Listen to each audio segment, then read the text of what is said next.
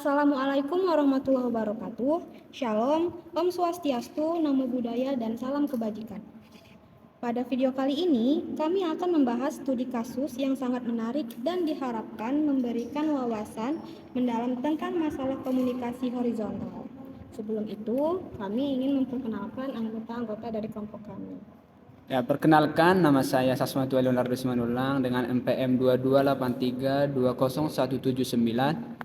Dan nama saya Tamaro Thompson Sitanggang dengan MPM 2283202008. Perkenalkan, nama saya Lestari Manulang, NPM 2283-205. Nama saya Natasha Venera Siahaan dengan NPM 2283320283. Perkenalkan, nama saya Wafika Zahra dengan NPM 2283-237. Perkenalkan, nama saya Asyrafika Nabilah dengan NPM 2283-20287.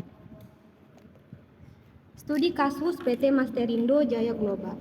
PT Masterindo Jaya Global Indonesia adalah salah sebuah perusahaan yang bergerak pada bidang produksi isolasi, PFOAM, polisel, dan plastik injection. Pemilik PT Masterindo Jaya Global Indonesia menyerahkan perusahaan ini kepada pihak profesional untuk dikembangkan. Sayangnya, selama 10 tahun perusahaan ini tidak mengalami perkembangan, yang berarti pimpinan perusahaan tidak melakukan kontrol kerja dan jarang sekali datang ke pabrik untuk melakukan pengawasan. Hal ini menyebabkan para karyawan bekerja tanpa terkontrol dan tanpa pengawasan. Perusahaan ini dalam melakukan aktivitas bisnisnya memiliki alur kerja yang melibatkan 9 divisi yang berbeda dari awal hingga akhir. Dimulai dari divisi marketing yang akan berhubungan langsung dengan customer hingga divisi gudang yang akan mengirimkan hasil produksi kembali kepada customer. Dalam proses ini, perusahaan ini sering sekali mengalami hambatan komunikasi internal di mana seringkali terjadi salah paham di antara para karyawan yang berbeda divisi kerjanya. Komunikasi horizontal antara karyawan PT Masterindo yang tidak berjalan dengan lancar menyebabkan terhambatnya kinerja perusahaan. Banyak kesalahan informasi dari satu divisi ke divisi lainnya, mulai dari tanggal pengirimannya, jenis barang, dan sebagainya.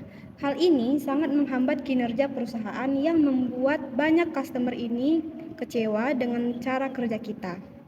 Masalah komunikasi karyawan ini masalah perusahaan kita yang perlu dievaluasi. Wawancara dengan Direktur PT Masterindo Jaya Global Indonesia, Raymond Wijaya, 16 Februari tahun 2014. Pengertian komunikasi horizontal serta apa saja hambatan dalam komunikasi horizontal. Baik, yang pertama yang kita bahas yaitu pengertian komunikasi horizontal. Komunikasi horizontal adalah komunikasi yang terjadi antara bagian-bagian yang memiliki posisi sejajar atau sederajat dalam suatu organisasi. Krebs pada tahun 1990 P207, Krebs mengatakan bahwa manajemen perlu mendorong komunikasi horizontal antara karyawan terutama pada situasi organisasi yang kompleks di mana koordinasi kerja dan penyelesaian masalah sangat dibutuhkan. Komunikasi horizontal juga memberikan kemudahan dalam berbagai informasi organisasi di antara karyawan dan memungkinkan para karyawan saling memberikan dukungan dalam pekerjaan. Selain itu, komunikasi horizontal juga merupakan saluran komunikasi formal untuk menyelesaikan masalah dan konflik di antara para karyawan. Badri menyatakan bahwa komunikasi dikatakan berhasil hanya jika penerima memahami pesan seperti yang dimaksudkan oleh pengirim. Gangguan merupakan faktor yang mempengaruhi pengiriman pesan yang jelas dan akurat. Freud dan Winsor, P18, ada beberapa hambatan yang berpotensi memperlambat atau menyimpangkan komunikasi efektif, yaitu 1. Penyaringan, yang kedua persepsi selektif, yang ketiga kelebihan informasi ataupun melebih-lebihkan informasi yang diterima, 4. Adanya rasa emosi atau sifat-sifat yang emosional, yang kelima bahasa atau penggunaan bahasa yang tidak baku, tidak baik ataupun kurang sopan, yang keenam kesulitan dalam berkomunikasi. Selanjutnya ada pembahasan konseptualisasi penelitian. yaitu peneliti menggunakan metode studi kasus dalam penelitian ini karena melalui metode ilmiah peneliti dapat mempelajari secara mendalam fenomena hambatan komunikasi horizontal pada PT Masterindo Jaya Global Indonesia. Dan selanjutnya peneliti dapat menemukan gambaran yang lengkap mengenai hambatan ini. Melalui metode ini, peneliti dapat melihat proses komunikasi yang berkesinambungan antara divisi yang ada pada PT Masterindo Jaya Global Indonesia. Selanjutnya, menemukan apa dan di mana letak hambatan komunikasi perusahaan ini. Yang selanjutnya yaitu subjek penelitian. Untuk menjawab rumusan masalah, apa hambatan komunikasi horizontal PT Masterindo Jaya Global Indonesia, peneliti akan meneliti 9 subpressor setiap divisi yang ada pada PT Masterindo Jaya Global Indonesia. Karena subpressor inilah yang paling mengerti alur kerja dan hubungan antara divisi PT Masterindo Jaya Global Indonesia. Selanjutnya, analisis data dan temuan data. Memiliki 4 divisi, yaitu yang pertama, divisi marketing. Divisi marketing adalah divisi yang secara langsung berhubungan dengan customer. Mereka adalah perantara antara perusahaan dengan customer. Mereka melakukan deal dengan customer berkenan dengan jenis produk yang akan dipesan oleh customer, ukuran, tanggal pengiriman, serta harga, dan mereka juga menangani komplain dari customer.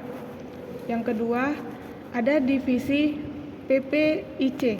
Divisi PPIC adalah otak dari seluruh perencanaan produksi PT Masterindo Jaya Global Indonesia seperti yang diungkapkan Andri, pekerja utama ya planning proses produksi, atau sumber Andri 7 Mei 2014. Andri sebagai supervisor divisi PPIC akan menerima sales forecast dari divisi marketing sebulan sekali.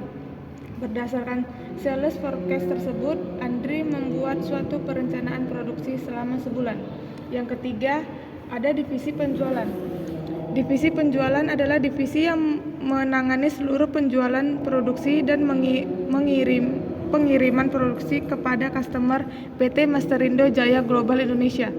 Seperti yang diungkapkan oleh Elis Supervisor dari divisi penjualan, marketing membuat SO masuk ke pabrik ke penjualan, dari pabrik planning atur pengiriman.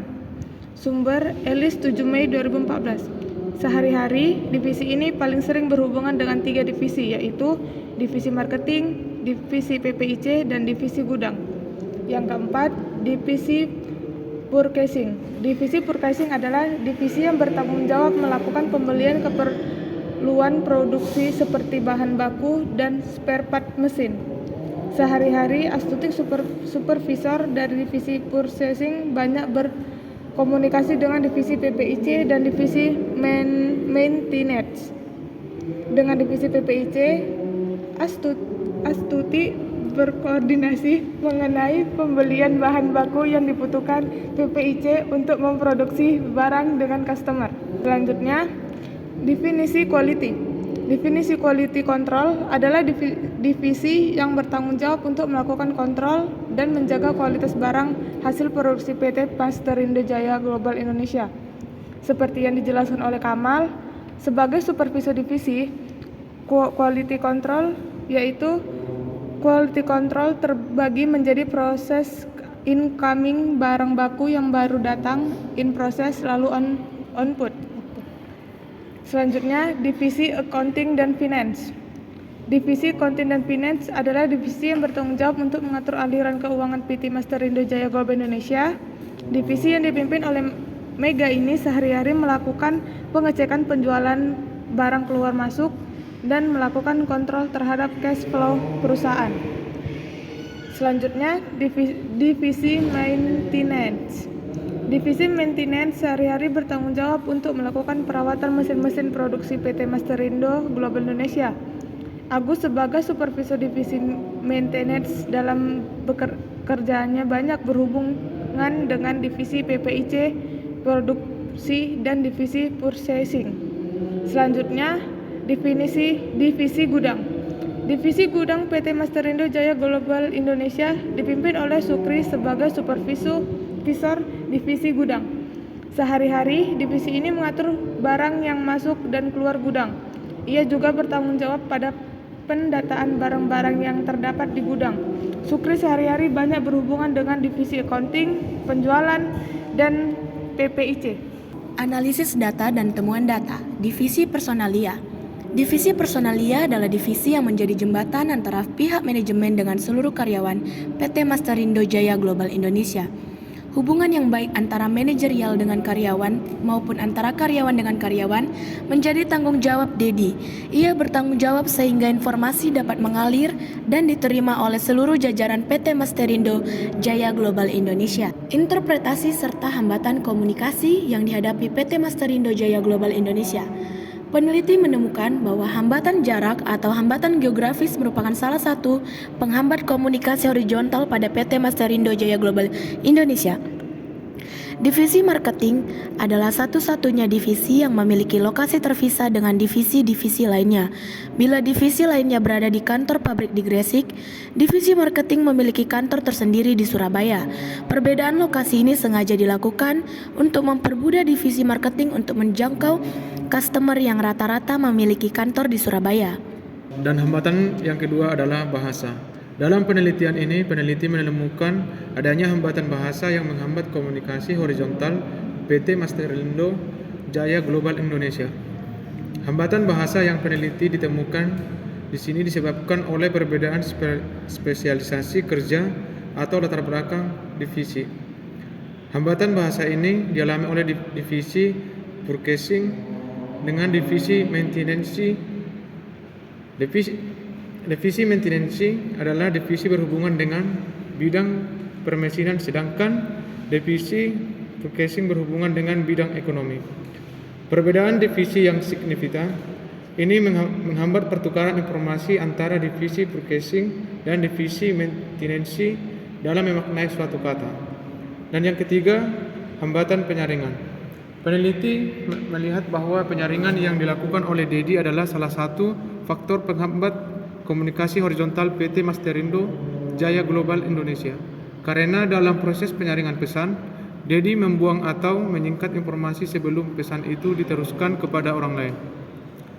Sukoco mengatakan bila penyaringan informasi memengaruhi jumlah atau mutu informasi yang diteruskan, tentu akan mempengaruhi komunikasi efektif yang diharapkan. Nah, dan yang terakhir, hambatannya itu persepsi di antara supervisor. Dalam penelitian ini, peneliti menemukan bahwa di PT Masterindo Jaya Global Indonesia, setiap supervisornya memiliki persepsi yang berbeda-beda terhadap supervisor lainnya.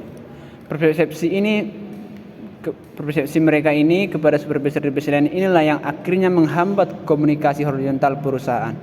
Komunikasi secara selektif di PT Masterindo Jaya Global Indonesia muncul karena para supervisor dalam proses komunikasinya secara selektif melihat dan mendengar berdasarkan kebutuhan, motivasi, pengalaman, latar belakang, dan karakteristik pribadi mereka yang lain. Setelah melakukan penelitian pada PT Masterindo Jaya Global Indonesia, kesimpulannya adalah peneliti melihat bahwa komunikasi horizontal merupakan jenis komunikasi yang sangat penting bagi sebuah perusahaan, di mana di dalam komunikasi horizontal, para karyawan yang berada dalam satu hierarki yang sama saling bertukar informasi dan berkoordinasi untuk mencapai kelancaran kerja.